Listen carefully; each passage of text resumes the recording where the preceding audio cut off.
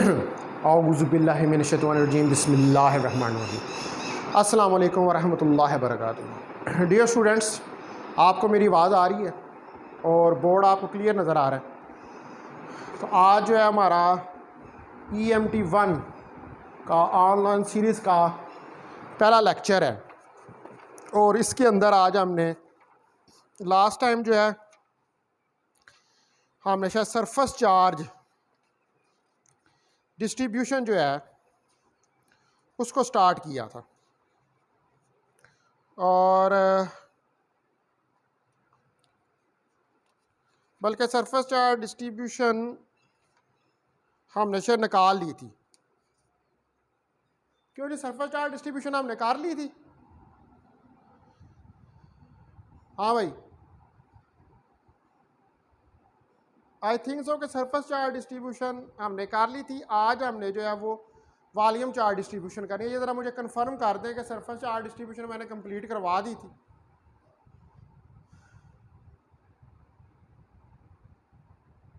क्यों जी?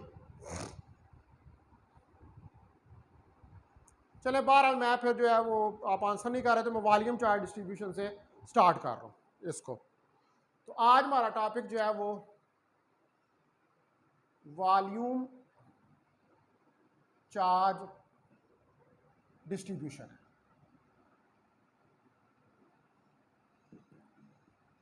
तो volume charge distribution जो है ये अब 3D के अंदर हमारे पास सिस्टम जो है वो चला जाएगा। ठीक है, पहले हमने 1D का किया, 2D का किया और अब जो है ये 3D सिस्टम जो है वो हमारे पास आ गया। आज सपोज करें कि positive charge, suppose A positive charge is uniformly distributed over a volume। एक पॉजिटिव चार्ज जो है वो यूनिफॉर्मली डिस्ट्रीब्यूटेड है वॉल्यूम के ऊपर, क्योंकि हम वॉल्यूम चार्ज डेंसिटी जो है उसकी बात कर रहे हैं। सपोज करें कि हमारे पास एक सिलेंड्रिकल चार्ज डिस्ट्रीब्यूशन है। Consider a cylindrical charge distribution.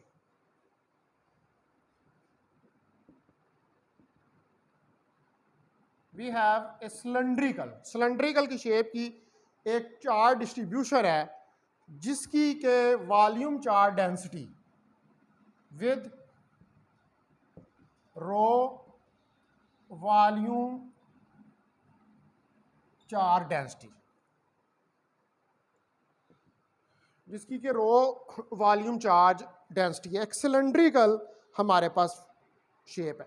तो हमने स्पेस के अंदर किसी पॉइंट P के ऊपर इस वॉल्यूम चार्ज डिस्ट्रीब्यूशन की वजह से इलेक्ट्रिक फील्ड की वैल्यू जो है वो फाइंड करनी है, बिल्कुल उसी तरीके से जिस तरह हमने पहले इलेक्ट्रिक फील्ड की वैल्यू फाइंड की थी सरफेस चार्ज और लाइन चार्ज डिस्ट्रीब्यूशन के लिए। तो मैं यहाँ पर पहले फिगर बनाता हूँ, फिर उसके बाद उस फिगर के मुताबिक हम जो है वो सिस्टम को सॉल्व करेंगे। तो हमारे पास एक सिलेंड्रिकल, ये एक सिलेंडर है। ठीक है, ये हमारे पास एक सिलेंडर है और ये सिलेंडर जो है इसका ये सेंट्रल एक्सिस है और इसका R रेडियस है और इसके सेंटर से किसी पॉइंट P के ऊपर हमने इलेक्ट्रिक फील्ड की वैल्यू फाइंड करनी है। तो यहाँ पर एक हम एलिमेंट लेते हैं जिसको हम कहते हैं कि एक लेंथ का एलिमेंट जो है वो हमने लिया है और इस एलिमेंट को इसके साथ मिला देते हैं। ये dx एलिमेंट हमने लिया और ये हमारे पास de और इस तरफ dex और इस तरफ de - x और ये de वाई, इलेक्ट्रिक फील्ड के कंपोनेंट्स। तो इधर से यहाँ पर ये थीटा एंगल, ये भी थीटा एंगल, ये भी थीटा एंगल, ये भी थीटा एंगल, और ये हमारे पास 90 डिग्री का एंगल हो जाएगा। ये डिस्टेंस हमारे पास z हो जाएगा, इसको z कह लें, ई वाई z कह लें आप इसको, ठीक है। ये डिस्टेंस z हो जाएगा और ये वाला आपके पास r डिस्टेंस हो जाएगा, ठीक है। और ये यहां से इस एलिमेंट से लेकर यहां तक का डिस्टेंस जो है that will be equal to x, ठीक है। तो सिलेंडर जो है उसका रेडियस कितना, radius of cylinder is equal to r।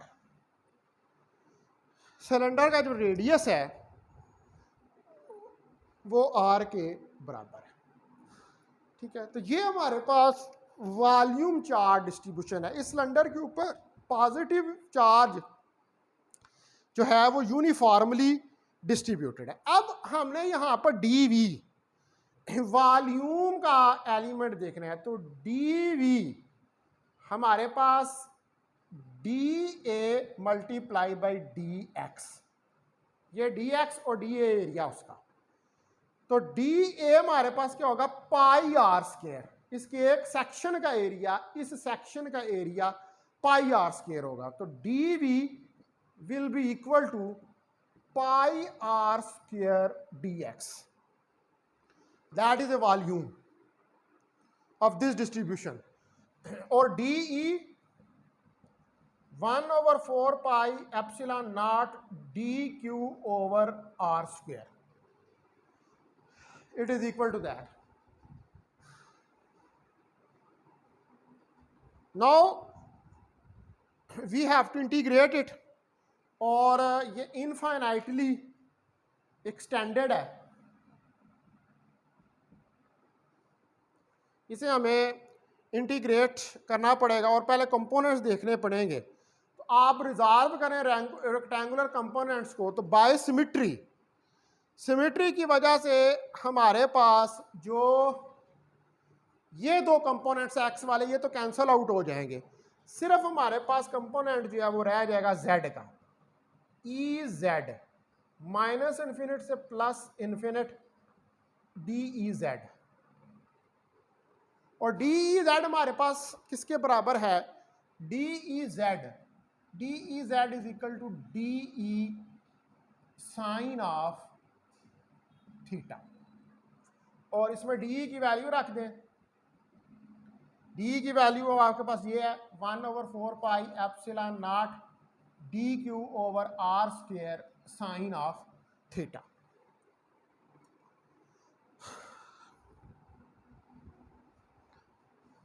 ठीक है डियर स्टूडेंट्स, अब आप जो है इसके अंदर साइन ऑफ थीटा की हमें वैल्यू चाहिए, तो साइन ऑफ थीटा हमारे पास जो वो z over R perpendicular over hypotenuse, sine of theta z over R के बराबर आ जाएगा। तो D E Z 1/4 pi epsilon naught D Q over R square, और साइन थीटा की जगह z ओवर आर, तो it will become D E Z 1/4 pi epsilon naught D Q Z over R cube.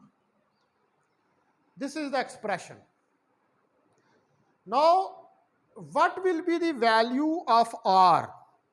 अब यहां पर are की value क्या होगी, तो आर आप देखें हाइपोटेन्यूज, परपेंडिकुलर और बेस, ठीक है। तो आर हमारे पास क्या आ जाएगा, आर स्क्वायर हमारे पास x square plus Z square के बराबर आ जाएगा, और आर क्यूब हमारे पास x square plus Z square की पावर 3/2, ये बन जाएगा।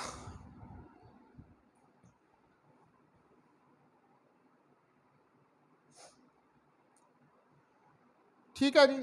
अब आपने ये आर क्यूब की वैल्यू इधर इस जगह पर सब्स्टिट्यूट करनी है डी क्यू वाली जगह पे।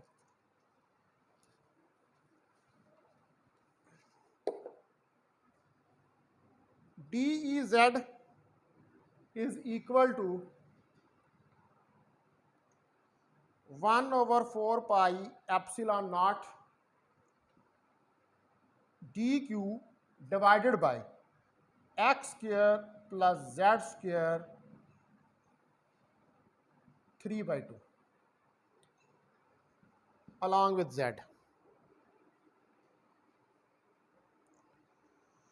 नाउ डी क्यू, अब यहां पर डी क्यू की वैल्यू क्या होगी? देखें वॉल्यूम चार्ज डेंसिटी है d rho, d Q over d v, तो d q is equal to rho d v, और रो डी वी में डी वी की क्या वैल्यू है? Pi are square d x.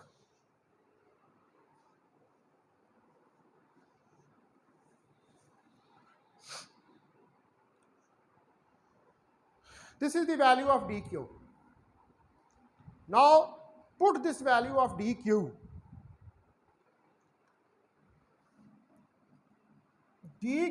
is equal to rho pi r square dx. ये अब ऊपर वाली जो इक्वेशन है माइनस इन्फिनिट से प्लस इन्फिनिट, इसके अंदर डी जेड की वैल्यू रखें,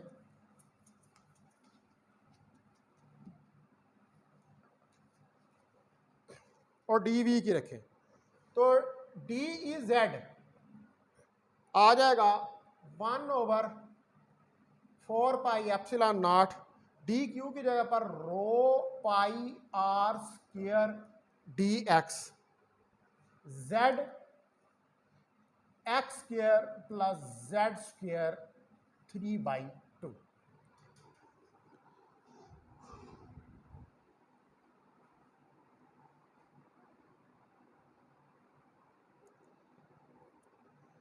तो अब इसकी वैल्यू इस इक्वेशन में ई जेड वाली में डी जेड निकल आया, इसके अंदर पुट कर दें, तो E Z rho pi R square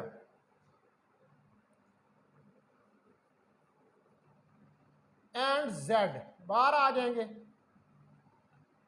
अंदर माइनस इन्फिनिट से plus infinite D x x square plus Z square 3/2। ठीक है, ये जेड को भी अंदर ही रहने दें। अब यहां पर करें सब्स्टिट्यूशन, ये वाला इंटीग्रल हमने सॉल्व करना है, तो पुट करें x is equal to Z tan theta. ठीक है, उससे पहले जो है आप माइनस इन्फिनिट को प्लस इन्फिनिट में कर लें कन्वर्ट, 0 से इन्फिनिट, तो यहां पर एक 2 आ जाएगा, 2 pi are square 4 pi epsilon naught 0 से infinity z D x x square plus Z square 3/2। ये 2 इसके साथ एक दफ़ा काट जाएगा, तो E Z pi are square 2 pi epsilon, बल्कि पाई भी काट जाएगा, तो ये आ जाएगा are square pi epsilon naught 0 to infinity Z D x x square plus Z square 3/2।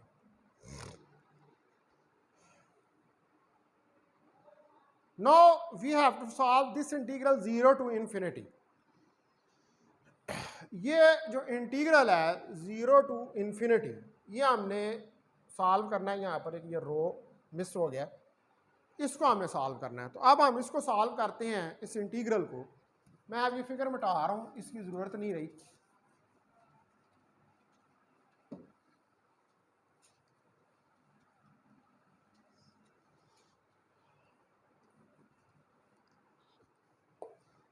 Now Ez is equal to rho r square pi epsilon naught 0 to infinity z dx x square plus Z square 3/2। यहां पर put करें Z को, x को Z tan theta, तो D x D Z Z सीकेंड square theta d theta. ये value उठा के यहां पर सब्स्टिट्यूट करें और ये लिमिट ये जो हो जाएगी 0 से π/2। Rho are square pi epsilon naught 0 से π/2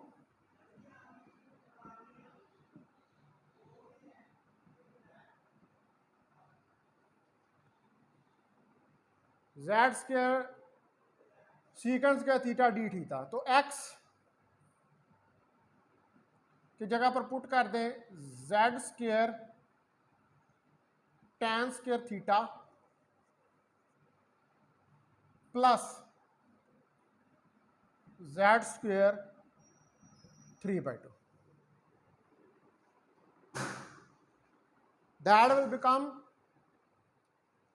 E Z rho r square pi epsilon naught 0 से π/2 z square secant square theta d theta. यहाँ से जेड स्क्वायर को कॉमन निकाल लें, z square 3/2 1 plus tan square theta 3/2। Now E Z is equal to rho are square pi epsilon naught 0 से π/2। ये दो इससे एक दफ़ा कटेगा, ये इससे कैंसिल हो जाएगा, तो ये आ जाएगा सीकेंड square theta d theta Z सीकेंड cube theta, क्योंकि 1 plus tan square theta सीकेंड square theta के बराबर होता है। वो दो से काट जाएगा तो नीचे जो है वो सीकेंड क्यूब थीटा जो है वो बच जाएगा।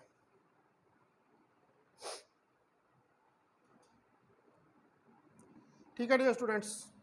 अच्छा इधर ये 2 मिस कर गए थे हम, ये 2 आना है यहाँ पर, इसके साथ ये 2 और इधर भी 2 लगा लें, यहाँ पे भी 2 और इधर भी 2। नाउ ये इससे काट जाएगा तो 1 over secant square theta cos theta के बराबर हो जाएगा।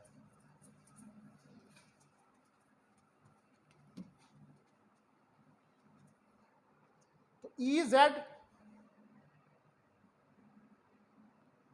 Rho are square divide by 2 pi epsilon naught 0 से π/2 कॉस थीटा डी थीटा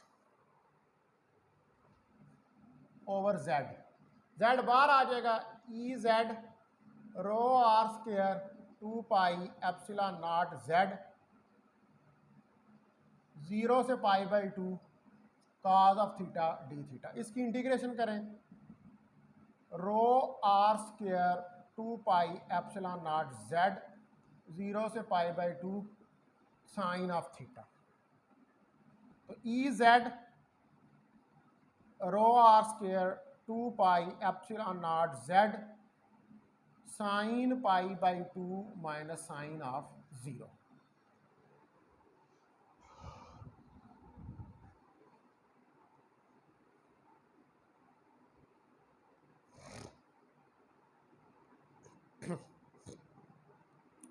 तो साइन π/2 तो 1 के बराबर होता है और साइन 0 0 होता है, तो ये ई जेड आ जाएगा rho are square 2 pi epsilon naught Z 1 minus 0। तो E Z rho are square 2 pi epsilon naught Z. This is the required electric field due to. अच्छा ये पाई यहाँ पर कैंसिल हो गया था, ये पाई हमें एक्स्ट्रा आ गया बीच में, इस पाई को ख़त्म कर देते थे, पाई नहीं था, पाई तो कैंसिल आउट हो गया था। ठीक है, ये पाई जो है ये कैंसिल आउट हो गया हुआ है, ये पाई नहीं है इसमें, ये पाई कैंसल आउट हो गया था।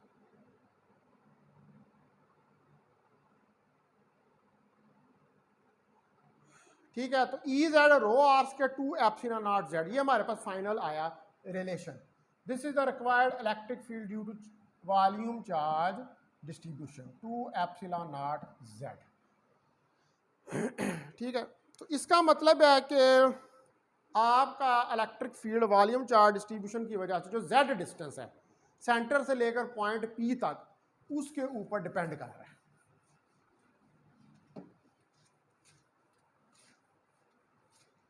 तो देखें आपके, अगर हम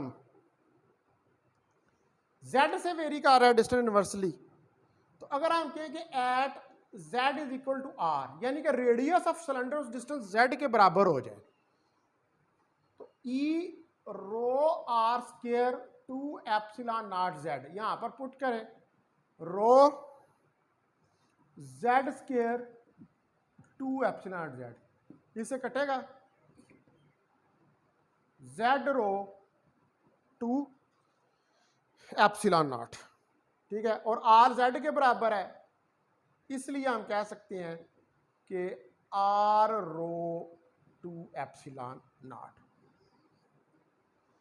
यानी कि इलेक्ट्रिक फील्ड जो है वो सिलेंडर के रेडियस से वेरी कर रही है।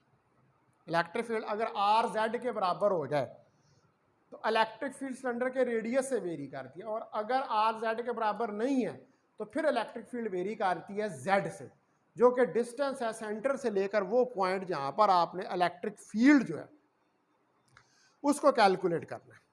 अच्छा, अब इसी के अंदर अगर हम r को, इसी रिलेशन में r को 0 करते हैं, तो e 0 रो 2 एप्सिलॉन नॉट, तो e इज इक्वल टू 0, यानी कि अगर सिलेंडर का रेडियस 0 है तो फिर इलेक्ट्रिक फील्ड भी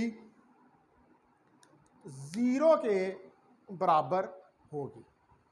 अगर 0 है तो फिर इलेक्ट्रिक फील्ड भी, अगर रेडियस 0 है तो इलेक्ट्रिक फील्ड जो है वो भी फिर 0 के बराबर होगी, क्योंकि अब रेडियस ही नहीं रहा, कोई डिस्टेंस ही नहीं रहा। पॉइंट पी से जब रेडियस को 0 कर दिया तो पॉइंट पी से तो डिस्टेंस ही कोई नहीं रहा, तो जब डिस्टेंस ही कोई नहीं रहा तो फिर इलेक्ट्रिक फील्ड कहाँ पर हम फाइंड करेंगे। उसकी वजह यह है कि इलेक्ट्रिक फील्ड तो डिस्टेंस से वेरी करती है या रेडियस से वेरी करती है। ठीक है डी स्टूडेंट्स, अब हमने नेक्स्ट जो चीज़ करनी है कैलकुलेट, वो हमने करना है electric field due to a circular ring. अब हमने ये तीनों volume charge distribution, surface charge और लाइन चार्ज कैलकुलेट करके देख लिए, इनकी वजह से हमने इलेक्ट्रिक फील्ड कैलकुलेट करके देख लिया। अब इसकी एप्लीकेशंस पे हमने आना है, और एप्लीकेशन में पहली एप्लीकेशन जो है electric field due to circular ring है। Electric field due to circular ring,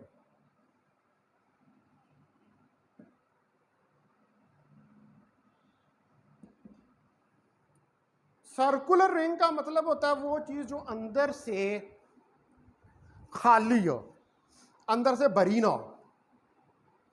तो हम एक सर्कुलर रिंग की बात कर रहे हैं जो अंदर से खाली है, और उस सर्कुलर रिंग के ऊपर चार्ज डिस्ट्रीब्यूटेड है। ठीक है, यूनिफॉर्मली चार्ज डिस्ट्रीब्यूटेड है, और हम इलेक्ट्रिक फील्ड की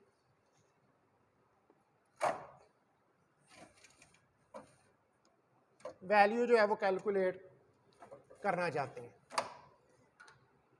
इस सर्कुलर रिंग की वजह से। तो आप सपोज करें कि पैराफेरी, यानी कि ऊपर वाला हिस्सा जो रिंग का है उसके ऊपर चार्ज यूनिफॉर्मली डिस्ट्रीब्यूटेड है। Let us assume that charge is uniformly distributed at the periphery of circular ring. जो पैराफेरी है सर्कुलर रिंग की,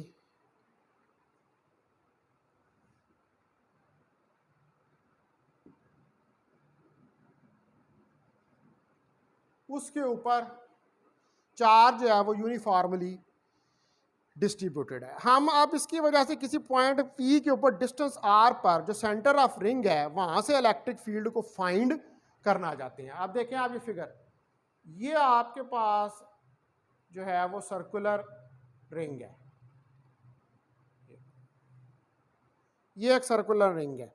इसके सेंटर से हम किसी पॉइंट P के ऊपर इलेक्ट्रिक फील्ड फाइंड करना चाहते हैं और उसका कोई रेडियस A है ये, और यहां पर हम एक लेंथ एलिमेंट लेते हैं इसके ऊपर dl, और इस लेंथ एलिमेंट को इस पॉइंट P के साथ मिला देते हैं और ये डिस्टेंस r है, और ये सेंटर से इसका पॉइंट P तक डिस्टेंस x है।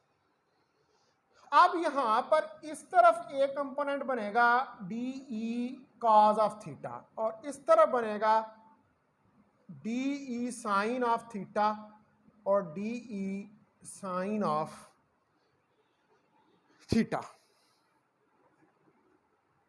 ये माइनस के साथ होगा, ये प्लस के साथ होगा, तो DE sine of theta minus DE sine of theta जो है ये तो सिमेट्री की वजह से कैंसिल हो जाएगा और हमारे पास जीरो आ जाएगा।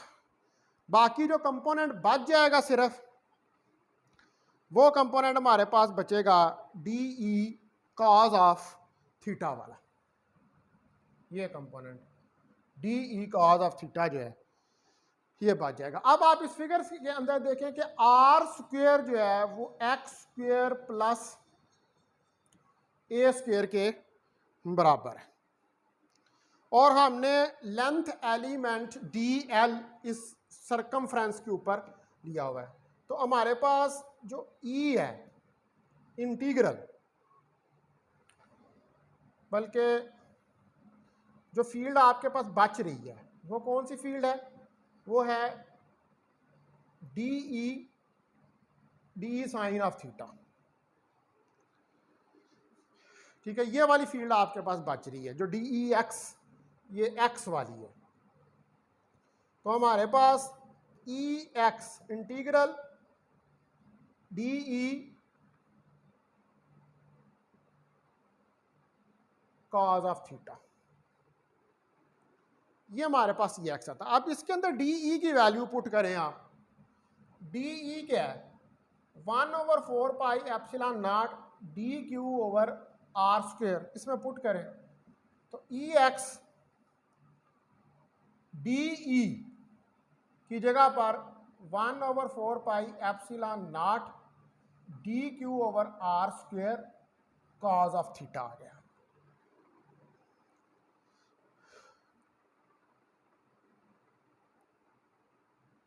अब cos ऑफ थीटा यहां पर किसके बराबर है, cos of theta x over r के बराबर है, cos of theta is equal to x over r, तो EX 1/4 pi epsilon naught DQ over R square x over r।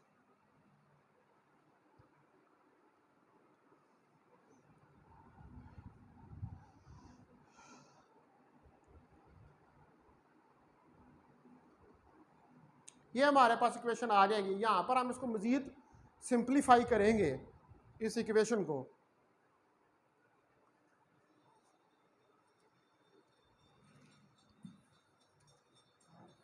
तो ये बन जाएगी EX 1/4 pi epsilon not integral DQX over R cube,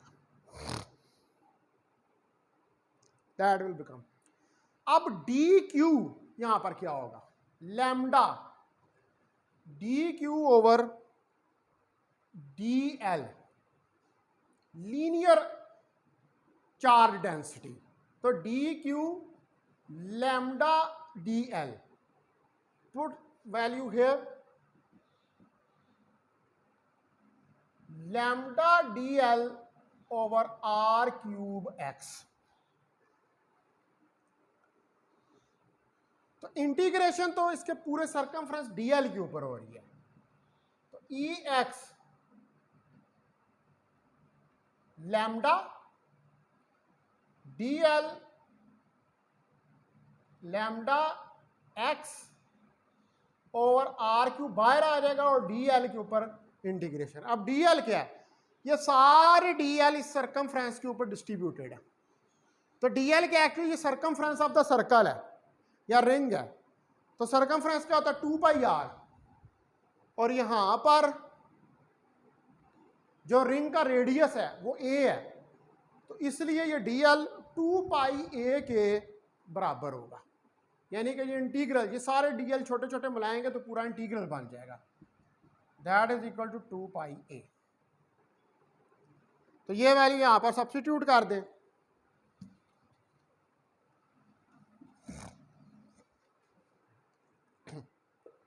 तो that is e x lambda x over r cube into 2 pi a।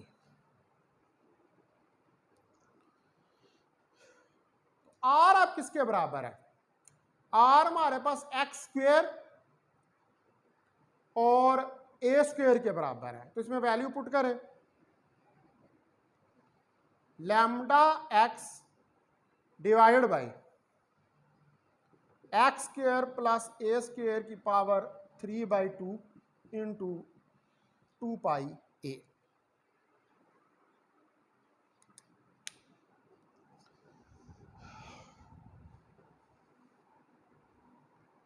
ये हमारे पास relation जो है ये आ जाएगा। अब आप देखें कि जो Q है charge lambda Q over L है, तो Q लैम्डा L है और L यहां पर कितना है 2 पाई A, L कितना है 2 पाई A, तो लैम्डा इंटू 2 पाई A।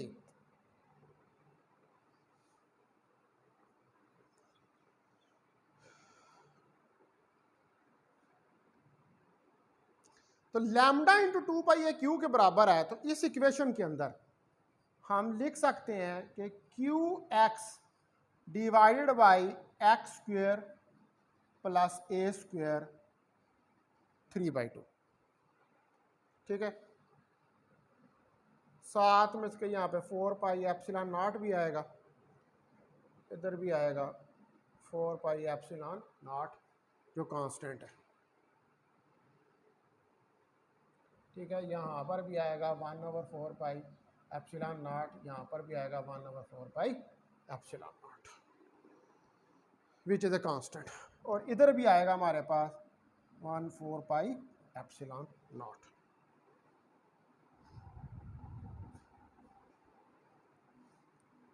तो ये हमारे पास फाइनल रिलेशन जो है ये आ गया कि ई एक्स सर्कुलर रिंग की वजह से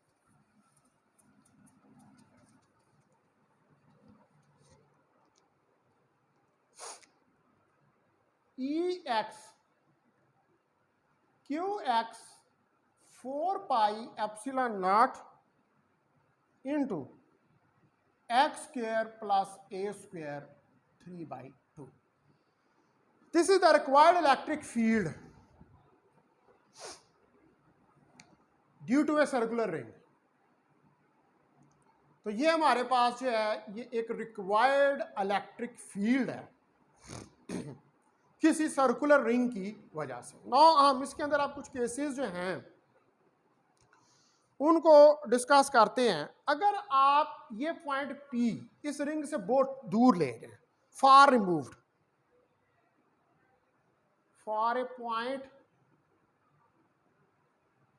फार रिमूव्ड, अगर बहुत दूर ले जाएं इस पॉइंट को रिंग से, यानी कि x much much greater than a कर दें, तो E x Q x divided by 4 pi epsilon naught x square. X अब बहुत बड़ा हो गया ए से, तो ए 0 हो जाएगा। That will be equal to E x Q x 4 pi epsilon naught X 3/2।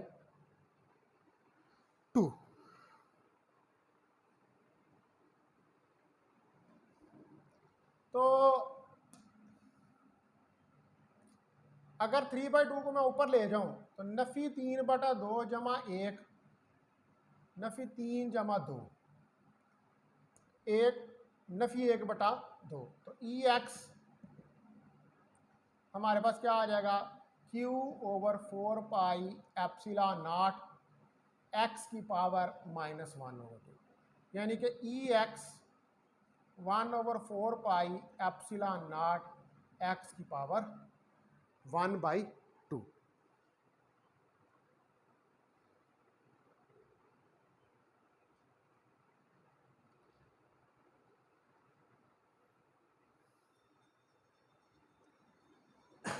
ये वैल्यू जो है ये हमारे पास आ जाएगी। ओ सॉरी, यहाँ पर ये एक्स स्क्वेयर था, ओहो ये एक्स स्क्वेयर था, ये गलती हो गई इधर से। देखिए ये 0 हो गया, तो E x Q x 4 pi epsilon naught x square 3/2, ये इससे काट गया।